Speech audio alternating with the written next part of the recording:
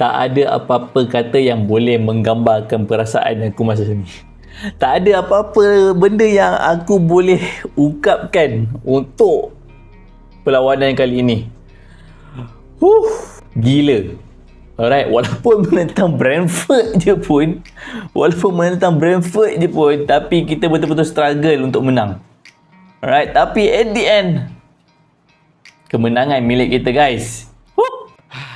There's nothing better daripada kau menang last minute, comeback. Dia macam apa tau? Dia mengingatkan aku yang masa Man United menang lawan Bayern Munich Champions League final. Tapi yang tu lagi gila lah sebab dia Champions League final. Tapi this is a game yang kita sepatutnya menang, dan kita menang tapi last minute. Aku tak tahu macam mana nak cakap sebenarnya, sebab perlawanan ni memang sangat-sangat penting. Game ni sangat-sangat penting, yang memang sejak daripada perlawanan menentang Burnley hari tu, kita sepatutnya menang at least semua game daripada Burnley, lawan Crystal Palace 2 kali, lawan Galatasaray. Tapi kita kalah dengan Palace, dengan Galatasaray, tu memang sangat-sangat mendukacitakan. Tapi this match is a roller coaster ride. Aku struggle daripada mula-mula. Aku cakap dalam video sebelum ni yang aku tak nak Man United bolos dulu, dan mereka bolos dulu akibat daripada Onana punya mistake.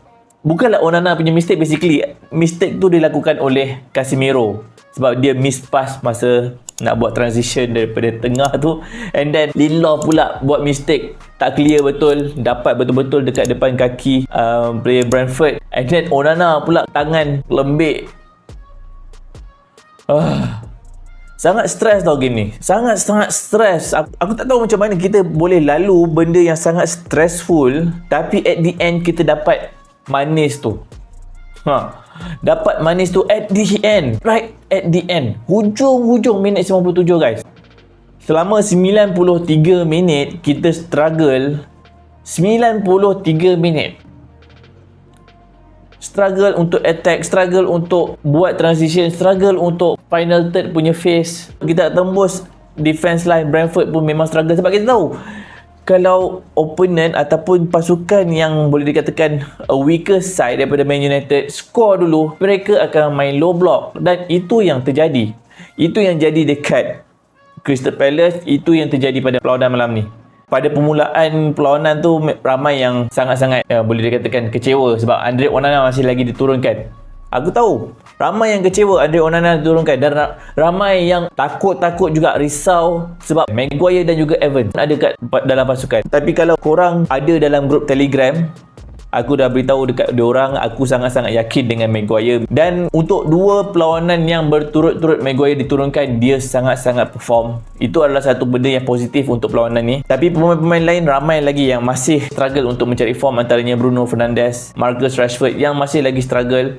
Aku rasa kita sangat-sangat bernasib baik sebab ada a few times juga kita hampir dibolosi juga, tapi mungkin rezeki itu dah memang milik kita. Percaturan yang dilakukan oleh Erik ten Hag, keluarkan Casemiro sebab Casemiro memang sangat tak perform malam ni, masukkan Eriksen banyak membantu untuk attack, meletakkan Mount dekat sebelah kanan, menukarkan Marcus Rashford dengan Garnacho pun sangat-sangat hidup. Erik ten Hag pun membuat satu pertukaran yang tepat dengan mengeluarkan Amrabat dengan memasukkan McTominay pada minit 87 untuk menyelamatkan kita. Itu yang kita perlukan daripada pemain-pemain yang digantikan, diberikan peluang untuk bermain masa second half. Itu yang kita betul-betul perlukan. Garnacho, McTominay yang skor 2 gol malam ni membuat satu impact kepada squad. Sebab kita tahu betapa struggle-nya Man United untuk season ni.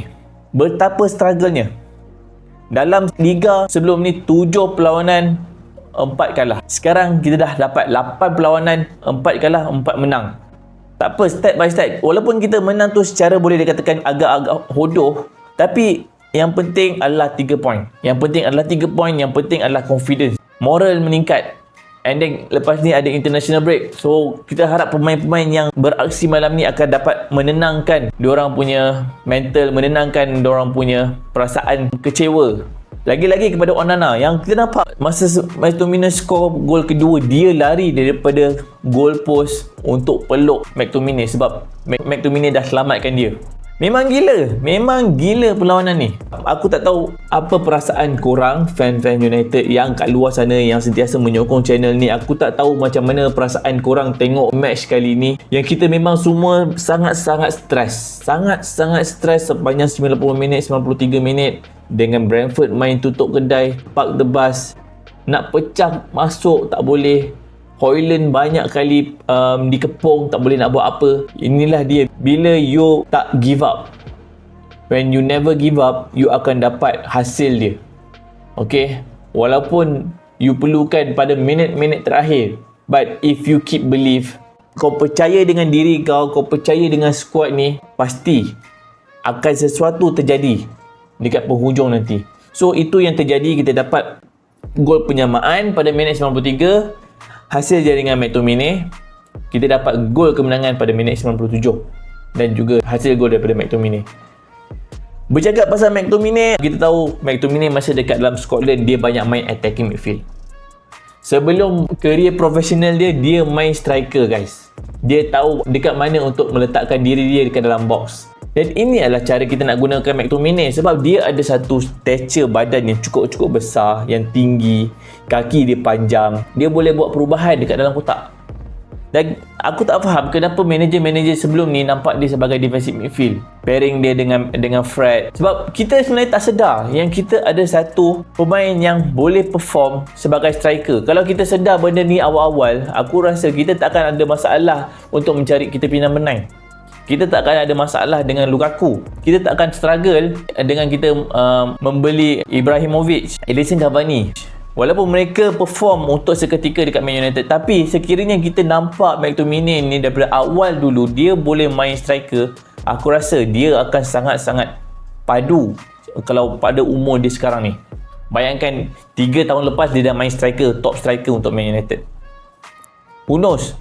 Sekarang ni akan jadi one of the top scorers dekat dalam league. Itulah McTominay. Dan kalau kau percaya dengan dia, dia akan perform. Tapi kalau kau salah letak tempat dia, letak dia dekat defensive midfield yang sekarang kita tahu memang terang-terang dia tak akan track back. Kalau kau letak dia dekat bahagian wing kanan, lagilah dia tak akan track back. Memang dia tak akan perform. Sebab dia ada posisi dia, ada tempat dia. Macam Amrabat yang aku beritahu sebelum ni, dia tak boleh main left back, dia kena main central defensive midfield, dia kena main DM, baru kita nampak dia perform. Dia boleh create play, dia berani bawa bola dekat tengah-tengah. So bila kau meletakkan pemain yang betul dekat tempat yang betul, mereka akan perform. Walaupun perlawanan ni adalah perlawanan menentang Brentford, tapi ia adalah perlawanan yang sangat-sangat penting sebab kita memang tak boleh lagi dah kehilangan mata, kalah lagi dalam perlawanan dekat home. Jadi aku harap walaupun kita punya gameplay kita boleh dikatakan masih lagi mengecewakan, a few times masa aku tengok match ni aku rasa ngantuk, aku ada rasa macam stres tengok diorang punya cara main. Tapi kalau diorang mengambil kemenangan ni sebagai satu motivasi untuk perbaiki diorang punya gameplay, aku percaya Man United akan pergi lebih jauh. Aku percaya dengan tim ni, aku percaya dengan Erik ten Hag. Yang penting dia kena letakkan pemain yang betul, dia kena berani mengeluarkan pemain yang tak perform. Macam malam ni dia berani keluarkan Marcus Rashford yang memang tak perform. Lepas ni moving forward, dia berani untuk meletakkan Marcus Rashford dekat bench dengan memainkan Garnacho sebagai first 11. Sebab all these players, tak kisahlah dia orang muda ke, dia orang tua ke, kalau kau percaya dengan dia, dia boleh perform. Yang penting is percaya. Tak ada lagi favoritism. Aku harap Erik ten Hag akan belajar daripada perlawanan ini, dapat input daripada perlawanan ini. Dan sebab sekiranya dia buat benda yang betul, dia akan dapat result dia. Sebab kita sebagai fans, kita tahu, bukanlah nak kata kita ni pandai sangat, tapi kita boleh menilai siapa yang perform, siapa yang tak perform. Dan sekiranya dia sedar benda ni lebih awal, aku rasa dia akan jadi satu master plan yang sangat-sangat hebat. Okay, so itu berkaitan dengan gameplay. Ada satu lagi isu yang kita dapat daripada perlawanan ini, Victor Lindelof yang dikeluarkan semasa second half. Sebab nampak dia beberapa kali memegang belakang dia.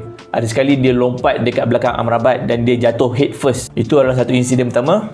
Dan yang kedua, semasa dia challenge dekat dalam kotak penalti pihak lawan, aku rasa dia berlaga dengan goalkeeper menyebabkan dia rasa sakit belakang. Dan selepas itu dia dikeluarkan untuk digantikan dengan pemain lain. So aku harap Victor Lindelof tak ada apa-apa injury. Erik ten Hag dapat update keadaan Victor Lindelof, sebab kita tahu kita tak boleh ada lagi pemain defend yang injured lagi lepas ni. Walaupun Reguilon dah mula training, tapi masih kita tak boleh ada siapa pun yang injured lagi lepas ni. So perlawanan yang sangat-sangat gila, sangat-sangat stressful.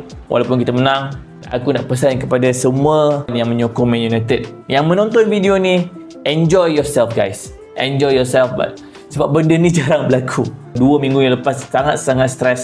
So kita enjoy kemenangan ni. Kita dapat satu weekend yang sangat-sangat tenang. Kita dapat 2 minggu guys, 2 minggu international break yang sangat-sangat tenang. Aku harap lepas ni kita akan come back stronger, and then kita akan dapat satu squad yang lebih kuat dan juga lebih boleh dikatakan organised. So thank you for watching, dan sekiranya korang suka, make sure korang subscribe. Assalamualaikum, bye bye.